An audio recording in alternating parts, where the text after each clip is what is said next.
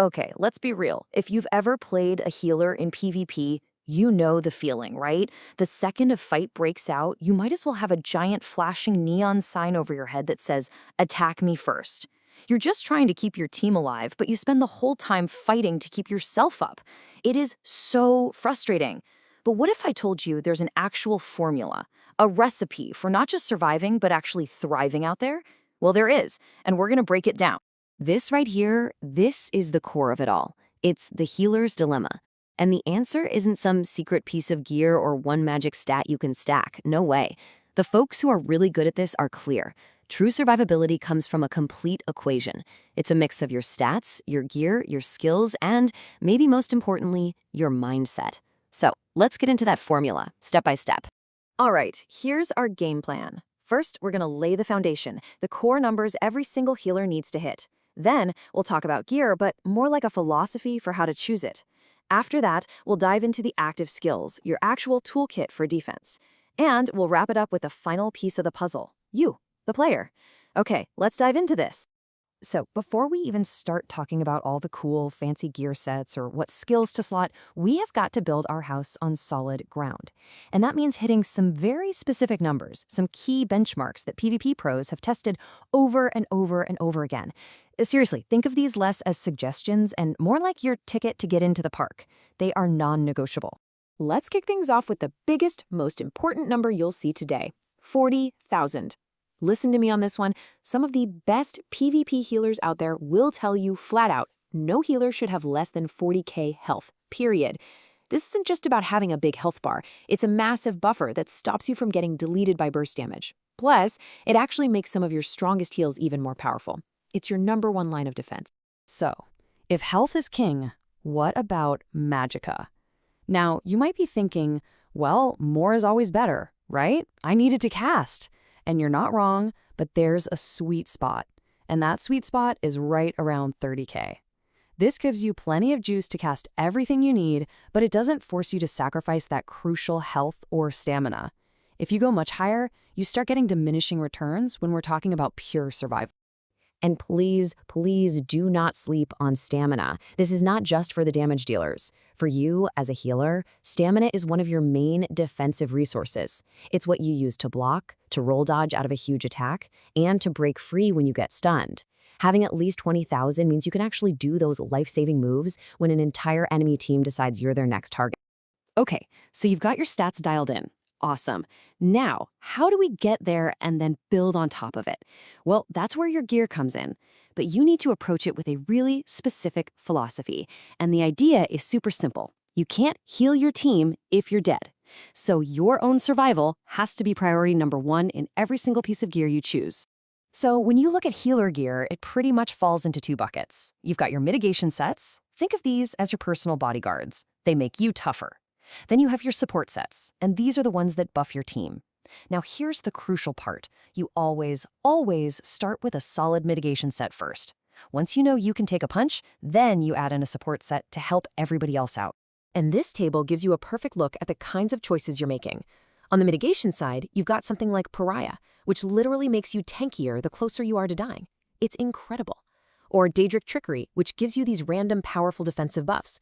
Then on the support side, you've got Rallying Cry, which is just a massive damage buff for your group.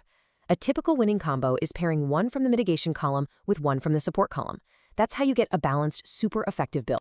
All right, so stats and gear, those are kind of your passive defenses. They're always working in the background. But PvP is, anything but passive. Your survival, moment to moment, really comes down to what buttons you press and when you press them. Your skill bars are your active toolkit, the stuff you use to manage the absolute chaos of a fight. The absolute bedrock of all your healing is going to be your heal over time abilities, or HOTS. Skills like Radiating Regeneration or Echoing Vigor. Experts call these sticky HOTS. You just cast them on your friends and they stick, healing them as they run around. And because PvP is all about movement, these super efficient, low-cost heals are totally non-negotiable. They create this constant healing buffer on your entire team. But what happens when the enemy team decides to drop all of their ultimates at the exact same time? That's when your HOTS just aren't going to cut it. And that's where your burst heal comes in. This is your big, expensive, powerful oh crap button. You see health bars just tanking, you hit this and you save the day. And the really important thing here is that area of effect, or AoE, burst heals are way better because they can save your whole team from that ultimate dump in one single cast. So when you look at your skill bar, it should feel like a survival checklist. You've got your sticky hots as the foundation, check.